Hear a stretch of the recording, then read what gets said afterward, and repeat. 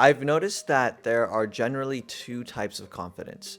The first one is a type of confidence that some people naturally have or affirm their way into. The second type is one that seems to exude a presence or depth that others can feel. The first type of confidence is the one that most people seem to engage, myself included. And I don't say that necessarily with a sense of pride, because the first type of confidence is weaker. It's more of a fake frame. It's really an underdeveloped confidence. A quick example of this would be the mask you put on when you go into an interview or meet new people. The second type of confidence is more of a tempered state embedded by experience and competence. An easy place to find this type of confidence is at the gym, when you see those guys with an incredible physique or are in the process of that just seem to command the atmosphere around them. The way I differentiate between the two types of confidence is that the first is a confidence that you tend to call upon when needed, whereas the second is a confidence that you simply are. And we should all be aiming to develop ourselves into the second. In my last video, there was this section where I show you footage of me cold approaching a woman, and it was a positive interaction. But what you didn't know was that before that, there were 2 to 3 days of failed picking up girls shoots, because for whatever reasons, girls just weren't showing up at the locations we were at, except for this one time when we were packing up and this extremely pretty girl happened to walk by. Now, I would like to think that I'm a fairly confident guy, but as I started to approach her, I just stopped. I just didn't do anything, completely froze and let her walk by. The worst part is that there was a second time where she happened to pass by, and as I attempted to make my way over, I stopped again. I had 2 opportunities and I just completely shut down. And it's not as though I'm unfamiliar with approaching women, though I had never done it on camera before, but the truth is I was in some state of fear and I could not lean into that fear. That absolutely tore me apart inside. I instantly realized that the confidence that I had in those moments was one that had no real backbone. Even though I had a few approaches over the years, I had thought myself up to be way more confident than I actually was. And that fake frame that I created for myself absolutely crumbled when it came time to show for it. I thought I was going to go up to these girls as one of the most confident people that they've ever met and display an amazing image for my video, when that just wasn't true in intent or mindset. And this specific moment served as a reminder for me that attempting to be confident is nowhere near the same as being confident, which is subtle, but it makes all the difference. And I'm sure you've had some sort of a similar experience when it comes to this concept of confidence. Another reminder that I got out of that experience was that before we aim to portray ourselves as confident to ourselves, we should aim to be courageous, to be willing to go through the experiences that make us fearful, doubtful, or lesser in order to overcome. Without the framework of courage, without that mindset of doing things even though you might not want to, you can only act confident. You can't truly be confident. And once that switch flipped in my head, the next time we did that picking up girls shoot, it went incredibly well. I felt way more receptive and present to what was happening in the moment. And without thinking of being confident, I tapped into this confidence that was natural for me as I am. Now let's backtrack a little bit. I do think that acting confident can work to some degree, and that's how most of us seem to affirm ourselves into some level of confidence. But the issue I find with that is that you don't create a depth of character. And as you may have noticed in my case, you inflate your expectations versus how it's actually going to be. When you put on a mask of confidence, more often than not, you're blocking yourself from building a character off of having full/true experiences and understanding yourself internally, which is why many of us are in some way, shape, or form still stuck in that first type of confidence, that underdeveloped confidence. So then the question becomes, how can we grow into that second type of confidence, the type of confidence that seems to command the atmosphere in the room, the type of confidence that you can't rip away from a person because it is a part of who they are. The first and most necessary way of developing this type of confidence is to be competent, to set goals, make plans to achieve them, and to actually accomplish them. There's no magic trick.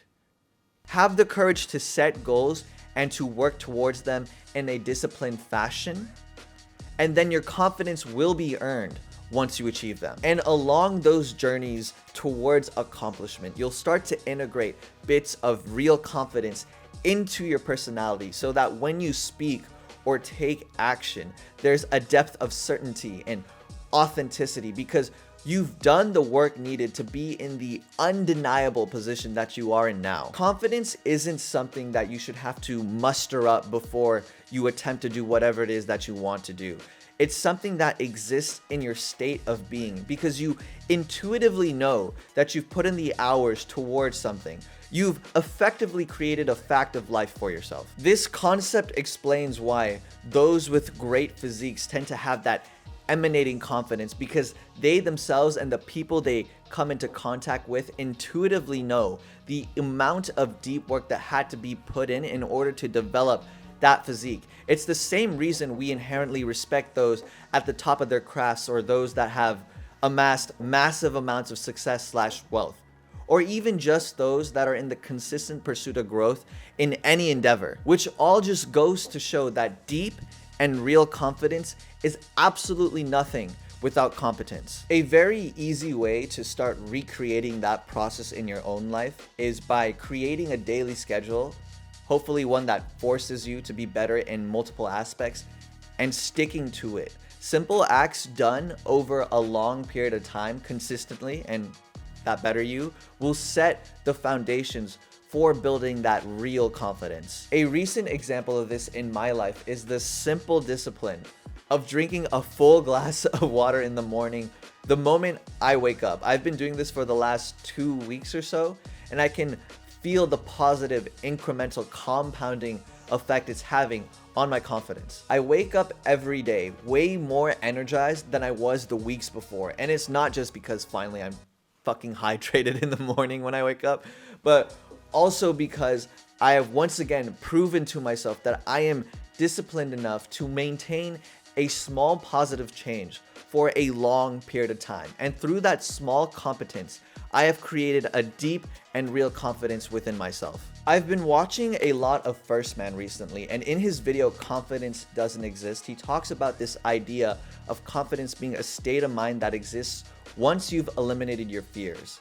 It's not as if there's this clashing of confidence and fear inside of your mind. You either have fear or you don't, meaning that once you've eliminated your fears, you're in a natural state of confidence.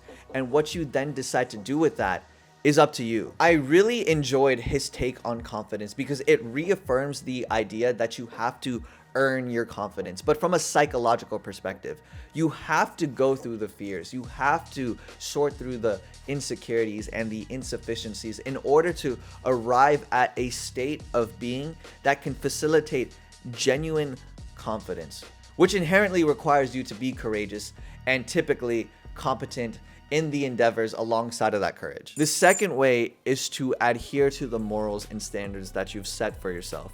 In the book, The 48 Laws of Power by Robert Greene, Law 34, be royal in your own fashion, act like a king to be treated like one, discusses the idea of how the way you carry yourself will often determine the way you are treated. That idea, by extension, depicts another image of real confidence. So I wanted to share this quote that I found in that chapter that illustrates this way of developing real confidence and pretty much just sums it up, to be honest. Never lose your self-respect, nor be too familiar with yourself when you are alone. Let your integrity itself be your own standard of rectitude, and be more indebted to the severity of your own judgment of yourself than to all external precepts. Desist from unseemly conduct, rather out of respect for your own virtue than from the strictures of external authority. And that was said by a Baltasar Gracian, 1601 to 1658. I'm really tapping into this whole video essay style format of content. In other words, keep the promises that you make to yourself. When you're able to uphold the boundaries that you want to enforce on your own terms, on any front and without any exceptions, you will showcase a sense of self-respect and confidence that is unshakable because you have effectively eliminated any gray area in your conduct, in your actions, and in who you are. In a way, you have to move forward with some degree of selfishness in order to maintain your boundaries. But ironically, it is when you enforce this selfishness for your best interests, for your self-growth and self-respect, that a deeper confidence is burned into your character. One of the greatest real-life examples of this in our era was Kobe Bryant. There are countless stories of his relentless work ethic and focus, all of which seem to emphasize his lack of compromise, his selfishness, his adherence to his moral/standards, you could say, when it came to being the greatest basketball player of all time. And in turn, the world got to experience his indestructible confidence that appeared not only in his basketball career, but in every aspect of his life. Now, I talked about Kobe Bryant, but an easy way to replicate this side of building that deep and real confidence is by saying no to things that don't serve you. For example, that schedule that you've created and now you set the expectation to stick to.